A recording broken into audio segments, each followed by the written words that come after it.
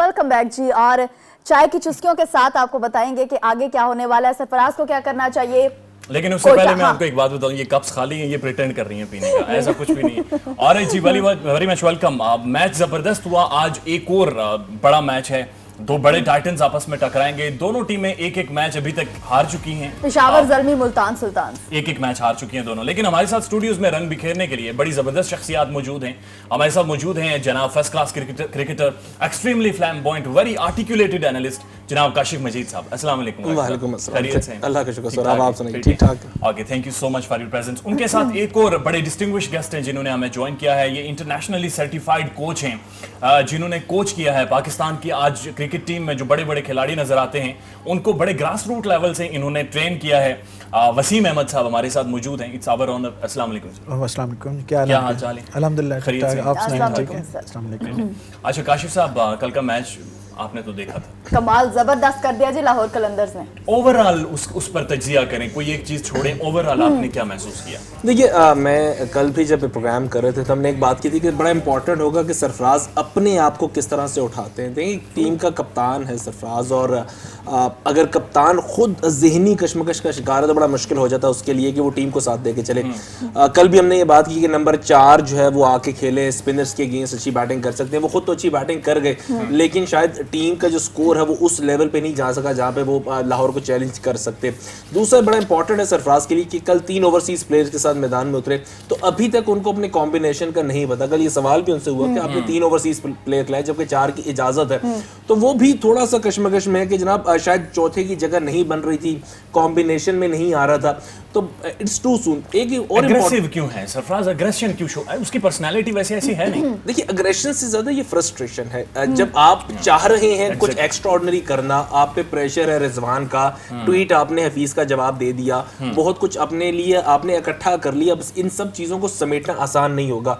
Second important thing, कल आपने Quetta Gladiators की अगर लाइनअप देखें तो उसमें करंट क्रिकेटर बहुत कम नजर आ रहे हैं। गेल अपनी नेशनल टीम के साथ बहुत कम खेल रहे हैं, सरफराज पिछले कितने महीनों से डगआउट में बैठे हुए हैं, बन कटिंग अपनी टीम के साथ बहुत कम खेल रहे हैं, शनवारी टीम में मौजूदी नहीं है पाकिस्तान की, तो ये वो सारी लाइनअप है जो कि अभी पहला 80-20 खेला, तो ये वो सारे प्लेयर्स हैं जो अपनी नेशनल स्क्वाड में नहीं है। सो इनको हम करंट क्रिकेटर्स कह तो सकते हैं लेकिन रस्टी हैं, तो 2-4 मैचेस लेंगे अपना जंग उतारने के लिए, अपने आप को ग्रूव में लाने के लिए। आजकल की पीएसएल का लफ्ज ग्रूव है, यानी ग्रूव। देखिए, उन्होंने एक्सप्लेनेशन दी है कि ग्रूव का मतलब ये है कि रिदम में आने के लिए हर चीज का एक रिदम होता है। वसीम साहब, ऑन कार्ड जब आपने टीम देखी कोयटा की, और फिर जिस तरह से स्टार्ट हुआ, कोलैप्स की ओपनिंग, उसके बाद जिस तरह 100 रन की पार्टनरशिप लगी, उस वक्त की क्या सोच थी, और बाद में जाकर जिस तरह से गेम सारी चेंज हो गई है, आपकी क्या ओपिनियन है इसकी? एक्चुअली मैं वहीं से स्टार्ट करता हूँ, जैसे आप कह रहे थे कि सरफराज के बारे में कि एग्रेशन, फ्रस्ट्रेशन, और राइट नाउ एक्चुअली जो है ना उनको फ्रस्ट्रेशन है, काफ़ी अरसे से टीम से बाहर हैं। बिल्कुल। फिर जो उनके कंपिटिटर है रिजवान, इज परफॉर्मिंग कंटिन्यूसली, यानी कि कंसिस्टेंटली वो परफॉर्म कर रहे हैं। न्यूजीलैंड में परफॉर्म किया, अभी इधर भी 71 साउथ अफ्रीका के खिलाफ उन्होंने परफॉर्म किया, और अभी फिर उन्होंने परफॉर्म कर दिया। एक दूसरा व्हाट आई फील कि जो कोयटा ग्लैडिएटर है, they are not gel together properly. कल फ्रस्ट्रेशन की ये लिमिट पे था कि नवाज ने बड़ी अच्छी बॉलिंग की, 2 ओवर करवाए। कैप्टन के ऊपर टिप्स के ऊपर होता है कि किसने किस टाइम कौन से बॉल करना है, फिर अकॉर्डिंगली वो चेंज भी करते हैं। आप प्लान बी प्लान सी अपने रखा होता है कि ये ऐसे करेगा तो मैं इसको लेके आऊँगा, ये ऐसा बॉलर करेगा, हिट पड़ती है, ज़्यादा स्ट्राइक हो जाता है तो मैं इसको लेके आऊँगा। अब कल नवाज ने 2 ओवर किए हैं, 8 रन दिए हैं, बाकी 2 ओवर क्यों नहीं करवाए? तो ये क्वेश्चन मार्क्स हैं डिफरेंट, और ये फ्रस्ट्रेशन की निशानी है कि काशिफ साहब अगेन यस, आप ठीक फरमा रहे, यही फ्रस्ट्रेशन है। So I mean Quetta should go back to their drawing board, basics पर जाना होगा, खुद को काम करके रूम में बंद करके बेसिक्स से शुरू करें दोबारा से। अभी कुछ नहीं गया और ये अभी स्टार्ट है बहुत बड़ा। देखिए, यहाँ पे एक बड़ी जो पर्सनालिटी है ना वो मिस हो रही है। आइजक विवियन अलेक्जेंडर रिचर्ड्स, जिनको रिचर्ड्स सर कहते का हैं, खिताब मेंटोर मिला हुआ है, है, सर रिचर्ड्स है, वो true, मौजूद yeah, नहीं है। true.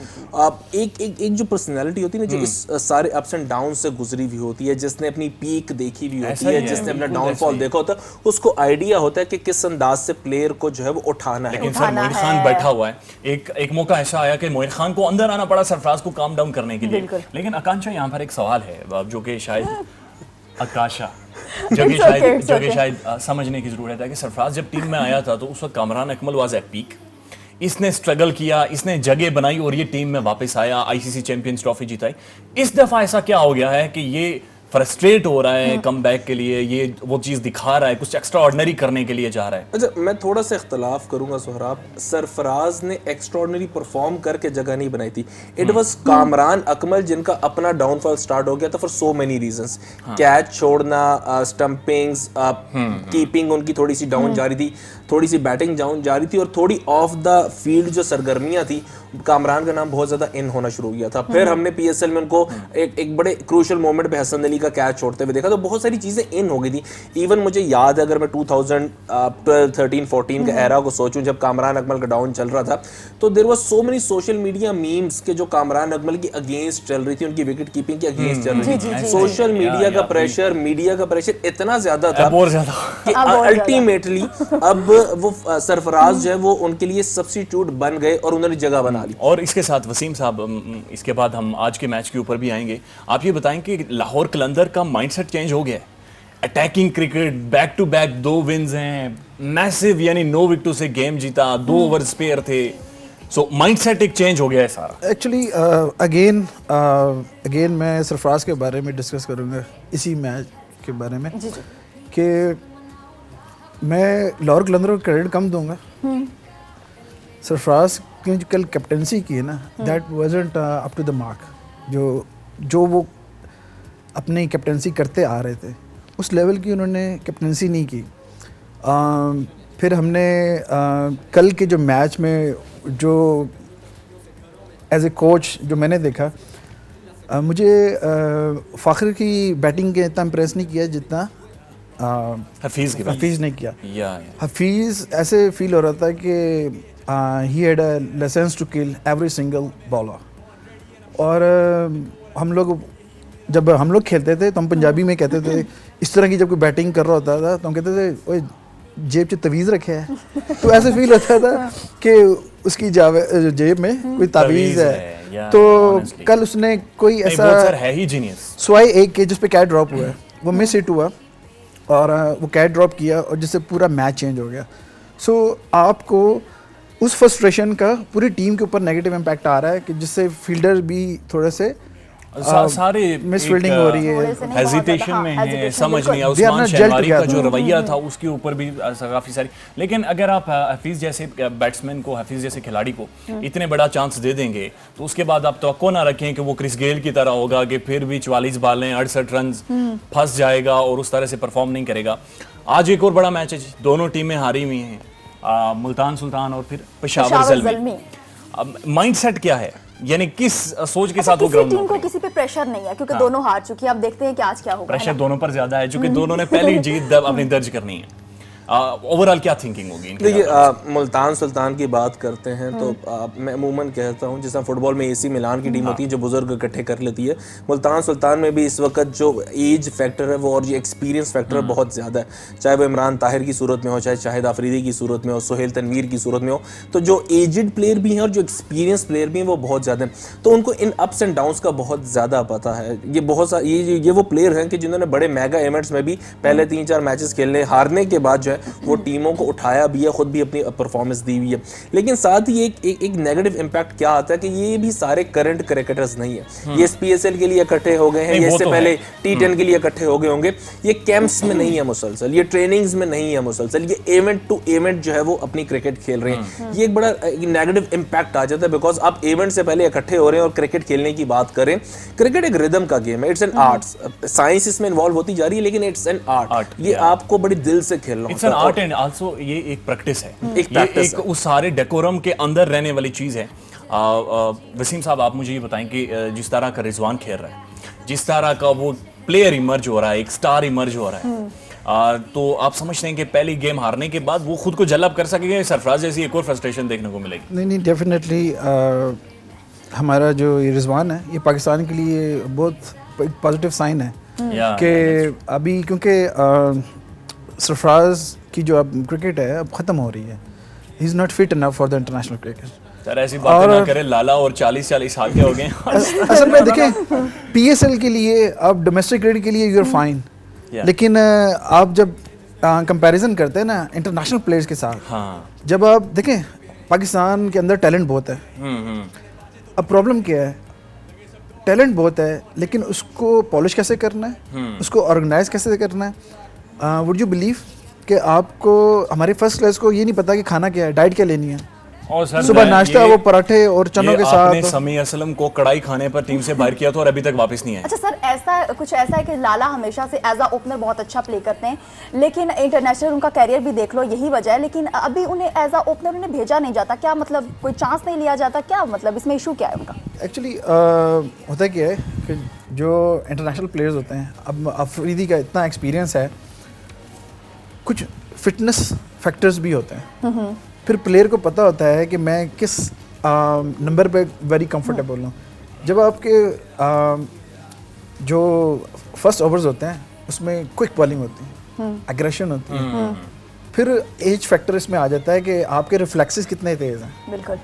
Afridi what I feel he is very good on the spinners, वो ज़्यादा हिट अच्छी करता है स्पिनर्स का, और फास्ट बॉलर के ऊपर फास्ट बॉलिंग, अभी ये फर्स्ट क्लास प्लेयर भी हैं, फास्ट बॉलिंग जो ओपनर्स हैं it's art, it's not easy to play, क्योंकि बॉल ने स्विंग होना है, बॉल ने राइज होना है, आपकी बात कोई वसीम काशिफ साहब ने सेकंड किया था कि ये आर्ट है, ये एक रिदम है।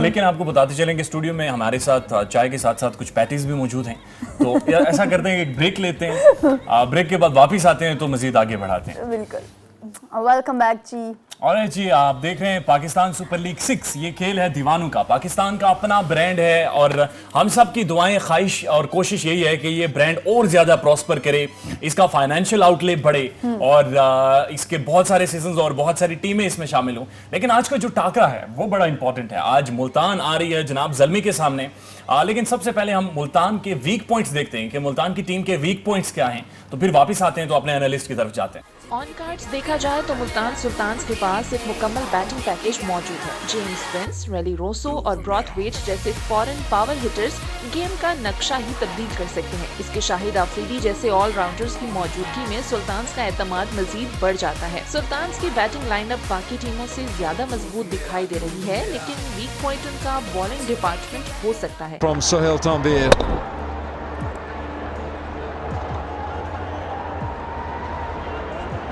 Maybe should have gone for something.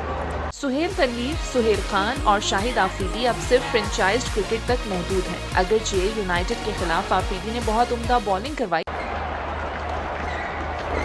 Oh, ball in, beautifully done, quick through the air.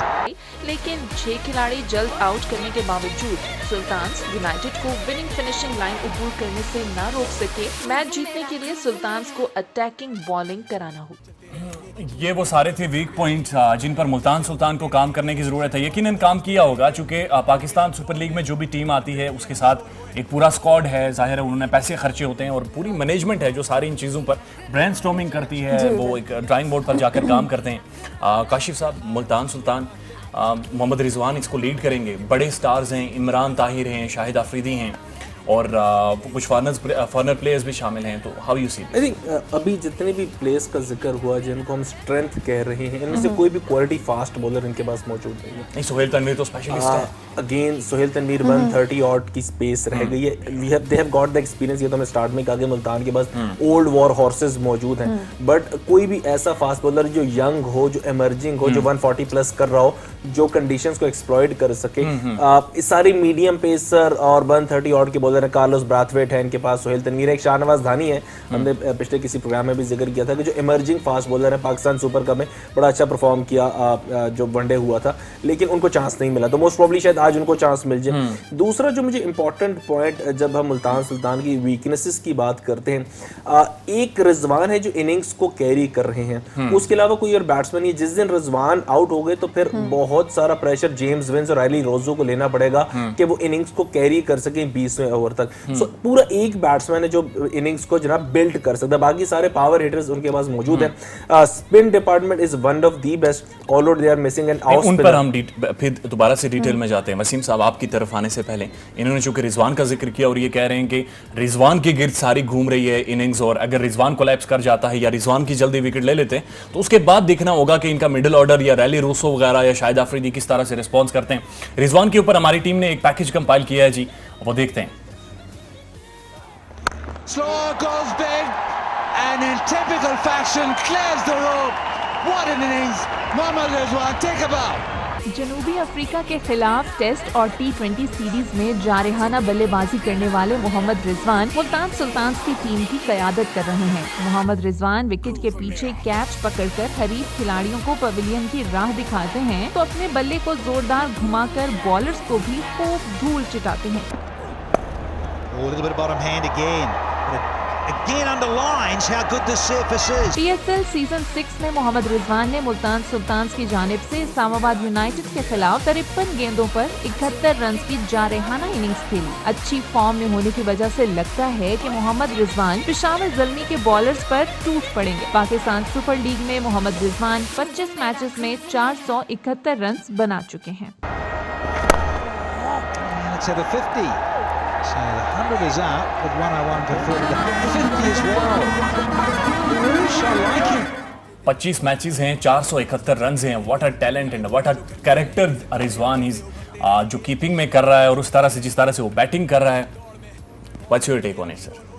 Definitely again it's a good sign for Pakistan. और मैं एक और चीज़ ऐड करता चाहूँ कि मोहम्मद वसीम जो हमारे चीफ सेलेक्टर हैं, उन्होंने बड़ा अच्छा इनिशिएटिव लिया कि उन्होंने ये किया जो सिलेक्शन के अंदर जो परफॉर्म कर रहा है he is in, no matters is a senior और जूनियर। तो ये बहुत अच्छा साइन है क्योंकि पाकिस्तान के अंदर ऐसा नहीं होता था।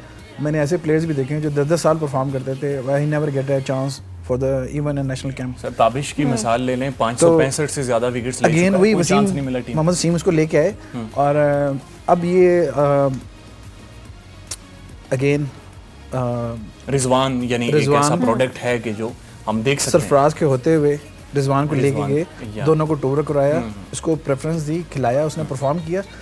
और हमें एक कीपर की, जेन्युइन कीपर बैट्समैन की बहुत सख्त ज़रूरत थी क्योंकि सरफराज अब काफ़ी अरसे से ऐसी इनिंग्स नहीं खेली जो एक मैच विनिंग इनिंग्स होती। नहीं, ये हमारे साथ हमेशा से एक मसला रहा है।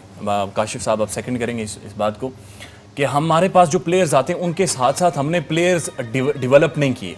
हम पड़ोसी मुल्क की मिसाल ले सकते हैं कि राहुल द्रविड़ और गंगुली वगैरह जब खेल रहे थे तो वो विराट कोहली को साथ कैरी करते थे, रोहित शर्मा को, फिर पांड्या को बाद में जाकर इन्होंने बिल्ड किया। एक्चुअली तो हमें ब्रांड्स बनाना अभी तक नहीं आया। ब्रांड्स बनाना, ब्रांड्स को प्रोटेक्ट करना। प्रॉब्लम ये है कि अगेन हम प्लेयर्स को मैनेज नहीं कर पा रहे कि अपने किस प्लेयर को कैसे मैनेज करना है। फिर टॉप ऑफ दैट कि आपके जूनियर जो क्रिकेट है अंडर 19 में कोई इंटरनेशनल प्लेयर उसको कोच करना नहीं चाहता। अब इंडिया में अंडर 19 टीम को द्रविड़ कोच अंडर 14 को कर रहा है। ठीक है, कहा जा सकता है कि गलती यहाँ से हुई। That's make the difference. देखें जब इंटरनेशनल अरीना में कोई प्लेयर आ जाता है, ठीक है, आप उसको क्रिकेट नहीं सिखा सकते। You can't teach them skill. हाँ, आपने निचले लेवल स्ट्रेटजी, आपने सिर्फ स्ट्रेटजी देनी है। हाँ। स्किल आपने डेवलप करनी है ग्रास रूट लेवल से, अंडर 16, अंडर 19 से। आप वहाँ पे काम करने के लेवल पर एक और बंदा है जिसने बड़ी मेहनत की हुई है हमारे साथ। ये आपने जो बात की ना, जब द्रविड़ का जिक्र किया, द्रविड़ को जूनियर जब टीम दी अंडर 14 और उनका जो कैंप है या उनकी जो एकेडमी द्रविड़ को दी, तो द्रविड़ को वही पैसे मिल रहे थे, ये लगभग उतने ही पैसे मिल रहे थे जो उनकी सीनियर टीम के कोच को मिल रहे थे। 5 करोड़ रुपए सर एग्जैक्ट फिगर में। सो अब अगर द्रविड़ 5 करोड़ पे ले प्लेयर है और उनका जो सीनियर टीम का कोच है वो 5.5 करोड़ ले रहा है, तो मेरा ख्याल है कि सिर्फ एक लाइमलाइट का ही मसला रह जाता है या टूर का मसला रह जाता है, पैसे बराबर है। अब हमारे यहाँ जब हम पाकिस्तान में इस चीज को लेकर आते हैं तो हमारा जो जूनियर लेवल का कोच है, एक तो उसको लाइमलाइट नहीं मिल रही। एजाज अहमद काफी अरसे से जूनियर टीम के साथ है, आपने कहीं पे बहुत ज्यादा नहीं देखा, उसको उतने पैसे नहीं मिल रहे। पाकिस्तान में एकेडमी का स्ट्रक्चर मौजूद नहीं है, एकेडमी के जो कोचेज हैं वो एक्स क्रिकेटर्स मौजूद हैं, लेकिन वो पे रोल पे किसी के नहीं है, वो खुद से ही इकट्ठे कर लें पैसे तो कर लें, पे रोल पे मौजूद नहीं है। तो कोई भी शख्स जो पाकिस्तान में मौजूद है वो जूनियर लेवल पे इसलिए नहीं जाना चाहता कि वहां पे फाइनेंशियल्स इतने अच्छे नहीं हैं। तो जब वो जूनियर लेवल पे जा नहीं रहा तो वहां पे देखिए अभी भी दौड़, अभी मीडिया में अगर आप देखें तो चीफ सिलेक्टर के हवाले से होगी कि जी इतने बंदों ने अप्लाई कर दिया, हेड कोच के लिए इतने बंदों ने अप्लाई कर दिया, या पाकिस्तान की जो सीनियर टीम की जितनी पोजीशंस निकलती हैं उसके लिए इतने बंदों ने अप्लाई कर दिया। जूनियर टीम के लिए कभी कोई निकली भी होगी। आप एक चीज देखें ना काशिफ साहब, ये एक पूरी थॉट है, एक पूरी साइंस है, एक पूरी एजुकेशन है कि जहां पर जाकर आप फाइनेंशियल आउटले को बढ़ाते हैं, जहां पर आप पैसे जनरेट करते हैं ताकि फिर जाके खर्च कर रहे हैं। जिस पड़ोसी मुल्क की हम मसाले दे रहे हैं उनके पास इतना पैसा है कि वो राहुल द्रविड़ को या फिर निचले लेवल पर इतना पैसा दे रहे हैं। हम अब ये तवक्को रख सकते हैं कि पीएसएल के आने के बाद हम इस ब्रांड को बड़ा करें, इसका फाइनेंशियल आउटले बड़ा करें। आप ये देखें ना, पीएसएल में जो लाहौर कलंदर पैसे खर्च कर रही है या जिस तरह की मैनेजमेंट या टीम्स इनके साथ आ रही है, अपने प्लेयर्स को ट्रेन कर रही हैं और इनके साथ जो इमर्जिंग लड़के हैं वो उस तरह का इंटरनेशनल मटेरियल्स आहिस्ता आहिस्ता बनते जा रहे हैं। नहीं है आप जब लाहौर कलंदर्स की बात करते हैं ना, ये कुछ अरसे की बात है कि लाहौर कलंदर्स की जो टीम है वो पाकिस्तान के साथ कम्पीट कर रही होगी, वो अपना इतना अच्छा इंफ्रास्ट्रक्चर क्रिएट करे। मैंने कल अहमद दानियाल है गालिबन, उनको बॉल करते हुए देखा, उन्होंने आके अपना पहला ओवर क्रिस गेल को तब किया जब गेल के बल्ले से 2 छक्के लग चुके। अब आप इमेजिन स्पीड भी माशाल्लाह, अब आप इमेजिन करें कि उन्होंने पाकिस्तान में कोई डोमेस्टिक क्रिकेट नहीं खेली हुई। हारिस रऊफ को डेवलप किया लाहौर कलंदर्स ने, उसने कोई डोमेस्टिक क्रिकेट नहीं खेली थी। इस्लामाबाद का लड़का गुजरांवाला से आगे इस्लामाबाद मेरा टेनिस बॉल से खेलता रहा, एसोसिएशन की मौजूदगी में ट्रायल्स देता रहा, किसी ने कोई बॉदर नहीं किया उसको सिलेक्ट करने। लाहौर कलंदर्स ने जब सिलेक्ट किया, पीएसएल खिलाया, तो वो पाकिस्तान की डोमेस्टिक सीजन में आ गया। सो अगर फ्रेंचाइजीज इतने ज्यादा स्ट्रांग होते चले गए अपने इंफ्रास्ट्रक्चर की वजह से, तो जो कि कलंदर्स हो रहे हैं, तो दैट इज फिर बोर्ड में जो है वो कॉन्फ्लिक्ट आ जाएगा और कुछ अरसे बाद बोर्ड में एहसास होगा कि ये हमसे और वो फिर डेवलप होना शुरू होगा। गुफ्तगू थोड़ी सी ज्यादा टेक्निकल और सीरियस हो गई जिसकी वजह से मेरी को होस्ट बोर होना शुरू हो गई। और पानी इन्होंने पानी भी पीना है। एक ब्रेक लेते हैं और ब्रेक के बाद वापस आते हैं तो कोशिश करेंगे कि आज के मैच पर ही बात करें।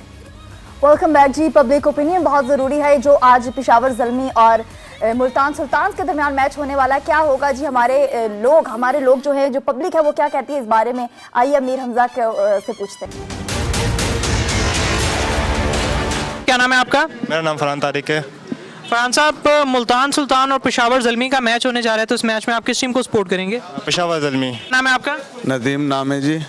नदीम साहब, कल एक बड़े इंटरेस्टिंग फेज में जो है ना पीएसएल चला गया और आज का मैच जो है वो बड़ा इंपॉर्टेंट होने जा रहा है। मुल्तान सुल्तान और पेशावर ज़ल्मी का मैच है, तो मुल्तान को सपोर्ट करें या पेशावर को? हमारा तो मुल्तान है, इंशाल्लाह मुल्तान जीतेगा और हमारी पूरी सपोर्ट है मुल्तान के साथ। हम मुल्तान ही है। पेशावर ज़ल्मी मुल्तान सुल्तान। पेशावर ज़ल्मी। पेशावर ज़ल्मी मुल्तान सुल्तान। पेशावर ज़ल्मी। बिलाल भाई, पेशावर ज़ल्मी और मुल्तान सुल्तान का मैच शेड्यूल्ड है, किस टीम को सपोर्ट कर रहे हैं? पेशावर ज़ल्मी। पेशावर ज़ल्मी। शाहिद अफरीदी जो है वो मुल्तान की टीम में है। बस ये है कि पेशावर अब जो है ना वो पहले अफरीदी हमारे लाला उधर थे, तो अब इस वजह से हम उधर दिल लग गया, हम आप पेशावर के साथ ही हैं जी। इंशाल्लाह। सर, पेशावर ज़ल्मी मुल्तान सुल्तान। ज़ल्मी। लाले, पेशावर ज़ल्मी मुल्तान सुल्तान। ज़ल्मी। सर, मुल्तान सुल्तान और पेशावर ज़ल्मी का मैच है, किस टीम को सपोर्ट कर रहे हैं? हम मुल्तान सुल्तान को। मुल्तान सुल्तान को, शाहिद अफरीदी की वजह से। शाहिद अफरीदी की वजह से। चलें जी, best of luck to Multan. बिल्कुल। एक बड़ा अहम मैच है पेशावर ज़ल्मी और मुल्तान सुल्तान के दरमियान में, तो मुल्तान की टीम को सपोर्ट करेंगे या पेशावर की टीम को? जो अच्छा कारकर्दगी अपनी पेश करेगा उसको ही हम सपोर्ट करेंगे। मुल्तान की टीम में शाहिद अफरीदी भी हैं। शाहिद अफरीदी तो बहुत अच्छे बॉलर हैं, बहुत अच्छे खिलाड़ी हैं। इंशाल्लाह ताला उनके लिए हमारी दुआ भी है और उनके लिए हम सपोर्ट भी करते हैं जी। Thank you. बहुत मिले जुले तासर मिले पेशावर ज़ल्मी और मुल्तान सुल्तान का मैच है, तो मैं एक बड़ा मिला जुला तासर जो है वो देखने में आया और टीमें जो है वो बैलेंस लग रही हैं। मुल्तान की तरफ अगर हम देखें तो Shahid Afridi leg spinner, Usman Qadir leg spinner, Imran Tahir leg spinner. तो अब डिपेंड करता है कि पेशावर ज़ल्मी जो है इन स्पिनर्स को अगर अच्छा रीड कर गया तो वो क्लिक कर जाएंगे, लेकिन अगर स्पिनर्स का जादू चल गया तो फिर मुल्तान सुल्तान के पास होगा upper hand. Back to the studio. बहुत शुक्रिया हमजा मलिक। और देखें ना आप, एक क्राउड है, एक लोग है, लोगों का रिस्पॉन्स है और अवाम के लिए एक बड़ी गुड न्यूज़ भी है।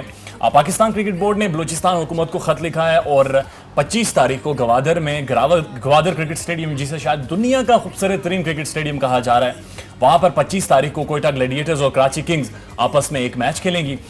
लेकिन आते हैं जनाब पेशावर ज़ल्मी। आज के मैच के हवाले से पेशावर ज़ल्मी के ऊपर कामरान अकमल आएगा ओपन करने। Kamran Akmal sir finest T20 player है, जिस तरह से उसने खुद को बिल्ड किया है, जिस तरह मॉडर्न वो हिटिंग करता है, स्मैश जोन उसका बढ़ गया है, आज परफॉर्म कर सकेगा? तो ये कामरान अकमल के साथ भी वही हुआ जो बाकी बहुत सारे प्लेयर्स के साथ हो रहा है। रस्टी का जो वर्ड मैं इसलिए इस्तेमाल करूं कि कामरान ने भी पाकिस्तान कप नहीं खेला, क्योंकि उनको शामिल ही नहीं किया गया, सिलेक्शन में ही उनको नज़रअंदाज कर दिया गया। तो अब अपने सिटिंग बोर्ड से, ड्राइंग बोर्ड से, अपने जिम से ग्राउंड में आना और परफॉर्म करना मैच में बड़ा मुश्किल हो जाता है। अब net it's entirely different thing. जो मैच का प्रेशर है, जो मैच मौजूद होता है उस वक्त ग्राउंड में, वो एंटायरली डिफरेंट है। पहले मैच में स्ट्रगल करते नजर आए, गालिबन 10 गेंदों पे 5 रन है कामरान अकमल के।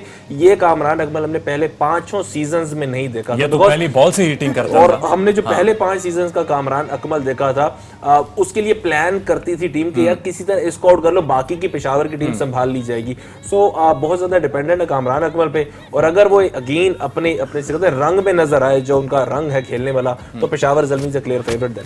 वसीम साहब रस्टी नजर आ रहे, ये कह रहे गेम्स खेली नहीं है, यूज टू नहीं है अभी सारी गेम्स के साथ, वो जो ग्राउंड का एक एटमॉस्फेयर होता है उससे यूज टू नहीं है, इस वजह से। तो इसका मतलब ये हुआ कि जूं PSL मजीद अनफोल्ड होता जाएगा, इन सारे खिलाड़ियों की परफॉर्मेंसेज और रिजल्ट्स भी शायद मुख्तलिफ आना शुरू होंगे। Actually it's a beginning. अभी 2 मैच खेले लाहौर क्लदर, बाकी सबके मेरे ख्याल एक मैच हुआ, एक मैच ठीक हो गया। तो इट्स अ बिगिनिंग। ये वैसे मुल्तान का भी बिफोर टाइम होगा कि हम कुछ भी प्रेडिक्ट कर दें और ऐसा कुछ बोल दें कि जो नो व्हाट आई फील अभी आने वाले मैचों में आपको वो कामरान की क्लास नज़र आएगी। He is a gem of a batsman. और कामरान की क्लास की आपने बात की है, जो है उसकी क्लास देखते हैं। पैकेज है हमारे पास कामरान अकमल के ऊपर, वो दिखा दीजिए।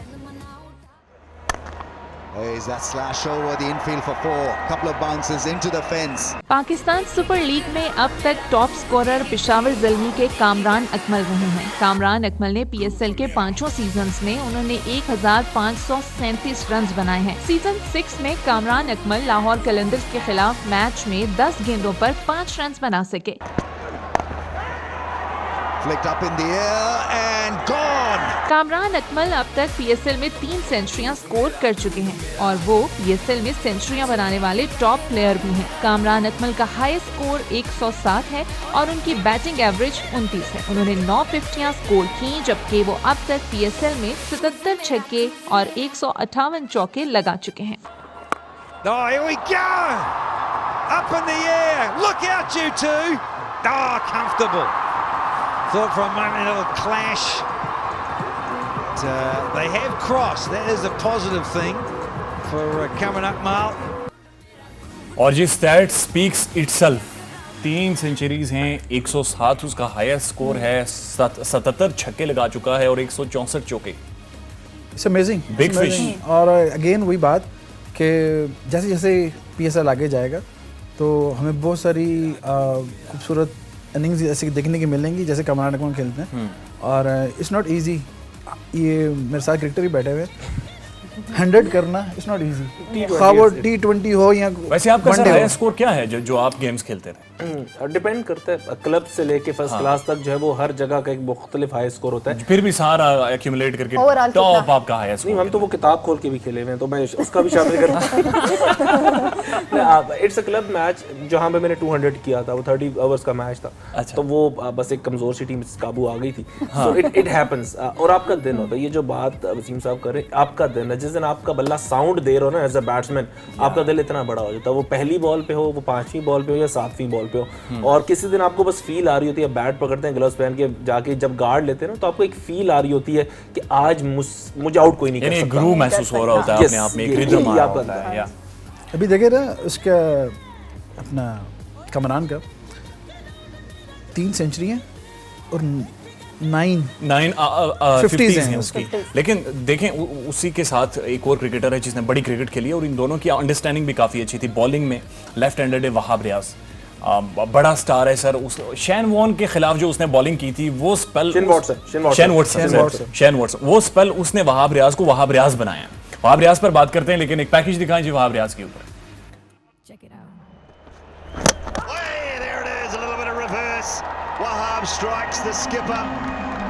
स्पीड गन वहाब रियाज जो पेशावर ज़ल्मी के स्ट्राइक बॉलर हैं और पीएसएल में उनका रिकॉर्ड साबित करता है कि वो अपनी टीम के लिए बैकबोन का किरदार अदा करते हैं। डेप्थ आवर्स में रन्स को कंटेन करने की सलाहियत रखते हैं और नए बॉल के साथ अपने पेस से बल्लेबाजों को परेशान कर सकते हैं। वहाब रियाज अब तक पीएसएल में 56 मैचेस खेलकर 78 विकेटें ले चुके हैं और वो सबसे ज्यादा विकेट लेने वाले बॉलर्स की फहरिस्त में नंबर 1 पर मौजूद है। वहाब रियाज का एक खासा उनकी बैटिंग भी है। हार्ड हिटर के तौर पर वो अपनी टीम के लिए अहम किरदार अदा कर सकते हैं।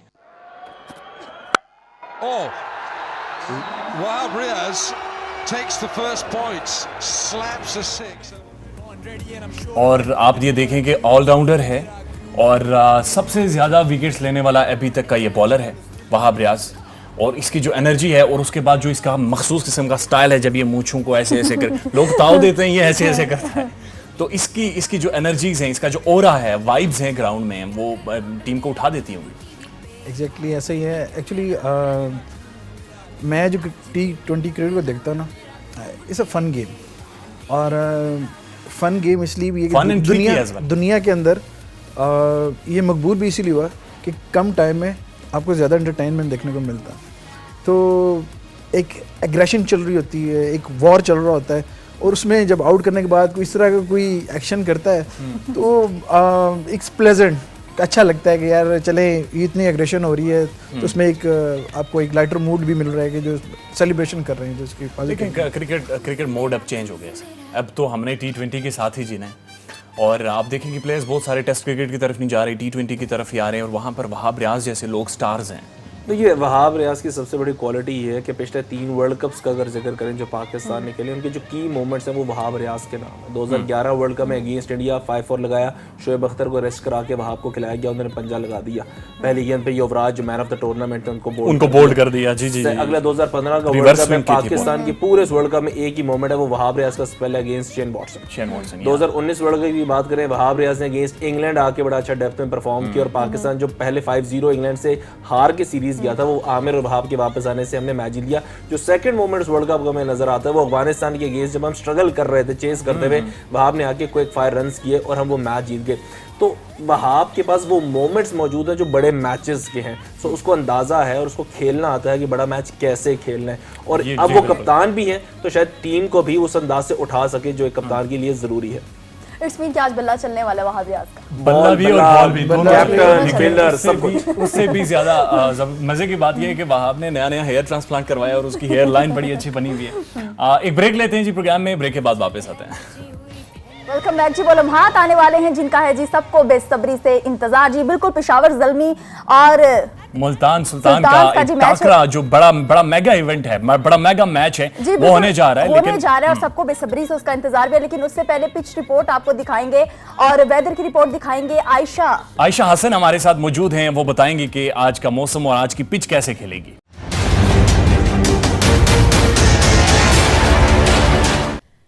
बहुत शुक्रिया सोहराब और आकाशा।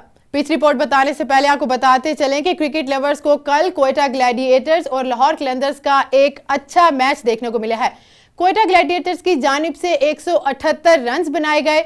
लाहौर कलंदर्स की टीम ने हदफ सिर्फ 1 विकेट के नुकसान पर हासिल कर लिया, जिससे जाहिर होता है कि कराची के नेशनल स्टेडियम की पिच बैटिंग के लिए निहायत मौजू है। आकाशा, अब तक जितने भी T20 मैचेस कराची के नेशनल स्टेडियम में खेले गए हैं, इनसे पता चलता है कि ये पिच बाउलिंग के लिए भी साजगार है। शाहिद अफरीदी के चाहने वाले भी तैयार हो जाएं। आज मेगा इवेंट के चौथे रोज नेशनल स्टेडियम कराची में मुल्तान सुल्तान और पेशावर ज़ल्मी की टीमें मद्दे मुकाबिल हैं। उनका बल्ला चला तो पेशावर ज़ल्मी को बहुत सी मुश्किलात का सामना करना पड़ सकता है। उम्मीद की जा रही है कि आज भी बल्लेबाज बेहतरीन विकेट का फायदा उठाते हुए भरपूर रन्स जोड़ेंगे और शायकीन को आज भी यकीनन एक अच्छा ही मैच देखने को मिलेगा।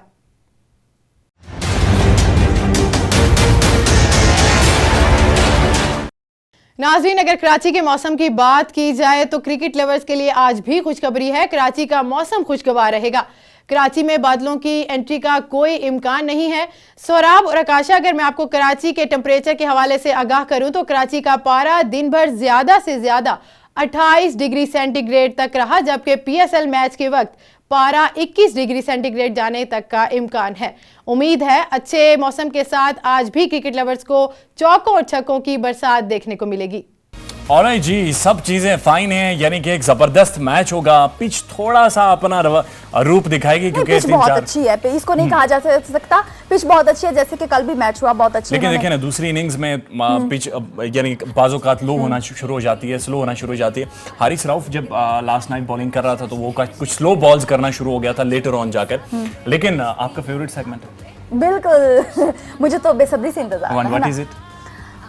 विन प्रेडिक्शन, यानी कि कौन सी टीम जीतेगी आज के मैच में, कौन सी टीम हारेगी। इनका रिकॉर्ड है कि अभी तक 5 मैचेस हुए और ये 5-0 से चल रही है अभी तक। हमेशा 5-0 के साथ चल रही है। बिल्कुल, जो आपके साथ हो आपको उनका साथ देना चाहिए। मुझे पता होता है, जैसे कल मुझे पता था कि कोयटा ग्लैडिएटर्स जो है वो हार जाएंगे, लेकिन मैंने किसका साथ दिया? आप सभी का साथ दिया, क्योंकि आप लोगों ने यही कहा था कि उसके मुकाबले में कौन जीतने वाला है। ये आप फैसला करें। बहरहाल 5-0 से ये चल रही हैं। काशिफ साहब, कौन जीत रहा है? आई थिंक पेशावर ज़ल्मी आज जीत रही है। In form place they have got Peshawar Zalmi. Wasim साहब, अगेन ऑन पेपर जो है वो पेशावर ज़ल्मी जो है वो फेवरेट है, और ऑन ग्राउंड उसमें यंग ब्लड है सर एक्चुअली। तो आई होप कि कमरान की आज अच्छी इनिंग्स देखने को मिलेगी और वहाब रियाज की बॉलिंग, तो I will go with Zalmi. Okay, so what's your take? Multan Sultan, क्योंकि मैं चाहती हूँ कि आप जीत जाएं। कल इंशाल्लाह 6-0 हो जाएगा इनका। Okay ji, Sohrab Barkati signing up from Islamabad studios. मुझे और मेरी पूरी टीम को इजाजत दीजिए। अपना और अपनों का बहुत सारा ख्याल रखिएगा। See you tomorrow. अल्लाह हाफिज। अल्लाह हाफिज।